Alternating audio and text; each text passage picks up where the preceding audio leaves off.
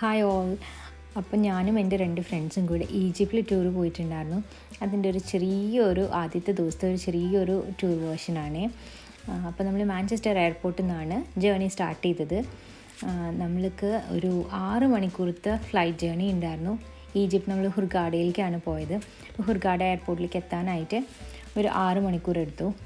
നമ്മൾ സിനിമയിലൊക്കെ ഒരുപാട് കണ്ടിട്ടുണ്ടല്ലോ, പിരമിഡ്സും ഈജിപ്തിലെ കുറേ സഹാറ ഡെസേർട്ടും റെഡ് സീയും ഒക്കെ. അപ്പോൾ അതൊക്കെ കണ്ട് ഭയങ്കര ഇൻസ്പയർഡ് ആയിട്ടാണ് നമുക്ക് ഈജിപ്തിൽ പോകണം എന്നുള്ളൊരു ആഗ്രഹം വന്നത്.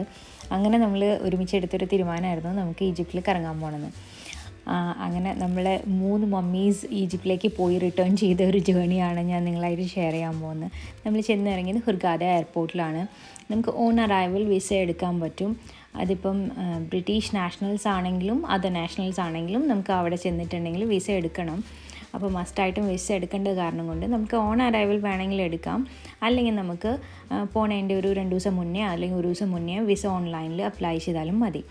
ഓൺലൈനിൽ അപ്ലൈ ചെയ്യുമ്പോൾ അവർക്ക് പ്രോപ്പറായിട്ടൊരു വെബ്സൈറ്റൊന്നുമില്ല. ത്രൂ ഏതെങ്കിലും ഒരു ടൂർ ഗൈഡിൻ്റെ കൂടെ എടുക്കുകയാണെങ്കിൽ കുറച്ചും കൂടി ഈസി ആയിരിക്കും. ഏറ്റവും എളുപ്പം എനിക്ക് തോന്നിയത് ഓൺ അറൈവൽ തന്നെയാണ്. അവിടെ ചെന്നിട്ടുണ്ടെങ്കിൽ പക്ഷേ അവിടെയും ബാർഗെയിനിങ് പോലെയാണ് കേട്ടോ. അപ്പോൾ തോന്നിയ റേറ്റ് ഓരോരുത്തരും പറയാം. അപ്പം നമ്മൾ നോക്കിയും കണ്ടും ഏതാണ് കുറച്ചും കൂടി അഫോർഡബിൾ, കുറച്ചും കൂടി നന്നായിട്ട് തോന്നണേ അങ്ങനെ നോക്കിയിട്ട് എടുക്കണം. വിസ ഫീസ് ഒരു 25 പൗണ്ടിൻ്റെ ഉള്ളിലാണ് വരിക. അത് നമുക്ക് യൂറോയിലോ അല്ലെങ്കിൽ പൗണ്ടിലോ അല്ലെങ്കിൽ ഇന്ത്യൻ റുപ്പിയിലാണെങ്കിൽ ഒരു 2100 രൂപയാണെന്ന് തോന്നുന്നു. അങ്ങനെ എന്തിൽ വേണമെങ്കിൽ നമുക്ക് പേ ചെയ്യാം കേട്ടോ. ഞങ്ങൾ സ്റ്റേ ചെയ്ത സ്ഥലമാണിത്. കേവ്സ് എന്ന് പറഞ്ഞിട്ടുള്ള ഒരു റിസോർട്ടിലാണ് നമ്മൾ സ്റ്റേ ചെയ്തത്. നമുക്ക് അതിൻ്റെ പിക്ചേഴ്സൊക്കെ കണ്ടപ്പോൾ ഭയങ്കര ഇഷ്ടപ്പെട്ടു. ഒരു നല്ലൊരു ആംബിയൻസ് ഉള്ളൊരു സ്ഥലം. അപ്പോൾ നമ്മൾ വിചാരിച്ചു ശരി എന്തായാലും നമുക്ക് അവിടെ തന്നെ ബുക്ക് ചെയ്യാൻ വെച്ചിട്ട് അവിടെ തന്നെയാണ് നമ്മൾ ബുക്ക് ചെയ്തത്. നല്ല അടിപൊളിയൊരു സ്ഥലമായിരുന്നു.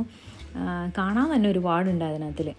ശരിക്കും ഒരു ഗുഹയുടെ ഉള്ളിൽ താമസിക്കുന്ന ഒരു പ്രതീതി കൊണ്ടുവരാനായിട്ട് അവർ ഒരുപാട് ശ്രമിച്ചിട്ടുണ്ട് തോന്നുന്നു. ആ ഒരു ആർക്കിടെക്ചറൊക്കെ കണ്ടിട്ടുണ്ടെങ്കിൽ നല്ല ഭംഗിയുണ്ടായിരുന്നു. നല്ലൊരു സ്റ്റേ ആയിരുന്നു. ശരിക്കും ഒരു പ്രശ്നം മാത്രമേ നമുക്ക് അതിനകത്ത് തോന്നിയുള്ളൂ. വൈഫൈ പ്രോപ്പറായിട്ട് കിട്ടുന്നുണ്ടായിരുന്നില്ല. നമുക്ക് റൂമിൽ നിന്ന് നോക്കിയാൽ തന്നെ കടൽ കാണാമായിരുന്നു കേട്ടോ. നമ്മുടെ റിസോർട്ടിൻ്റെ അവിടെ തന്നെ കടലുണ്ട്. അപ്പോൾ ബീച്ച് ഫ്രണ്ടാണ്. അപ്പം നല്ലൊരു ആംബിയൻസ് ആയിരുന്നു. നല്ല കാറ്റും നല്ല ക്ലൈമറ്റ് ആയിരുന്നു. നമ്മൾ പോയ സമയം വെച്ചാൽ ഫെബ്രുവരിയിലായിരുന്നു. നല്ല വെതറായിരുന്നു. അപ്പം ഈജിപ്തിൽ അറിയാമല്ലോ നല്ല ചൂടാണ്. അപ്പം നല്ല ചൂടുണ്ടായിരുന്നു. രാവിലെയൊക്കെ നല്ല ചൂടാണ്. പിന്നെ ഇരുട്ടാവാനായിട്ട് ഒരുപാട് താമസിക്കും അവിടെ. എന്ന് വെച്ചാൽ നല്ല വെയിലും ചൂടൊക്കെ ആകുമ്പോൾ ഇരുട്ടാവാൻ ഇത്തിരി താമസിക്കും. അപ്പം കണ്ടു നമ്മൾ നിന്ന സ്ഥലമാണ് കേട്ടോ. എന്ത് രസമാണ് നോക്കൂ. ശരിക്കും ഒരു ഗുഹയുടെ ഉള്ളിലേക്ക് പോണ പോലെയാണേ. ചെറിയ റൂം ടൂർ പോലെ കാണിക്കാം കേട്ടോ. പ്രത്യേകിച്ച് ഒന്നുമില്ല, ഒരു കുഞ്ഞു റൂമായിരുന്നു. ആ റൂമിനകത്തുള്ളൊരു 3 ബെഡ്, നമുക്ക് 3 പേർക്ക് സ്റ്റേ ചെയ്യാനുള്ള ബെഡും പിന്നെ ടോയ്ലറ്റ്, ഷവർ, പിന്നെ ഒരു കുഞ്ഞു ബാൽക്കണി ഉണ്ടായിരുന്നു. എല്ലാ റൂമിനും ഒരു കുഞ്ഞു ബാൽക്കണി ഉണ്ടായിരുന്നേ.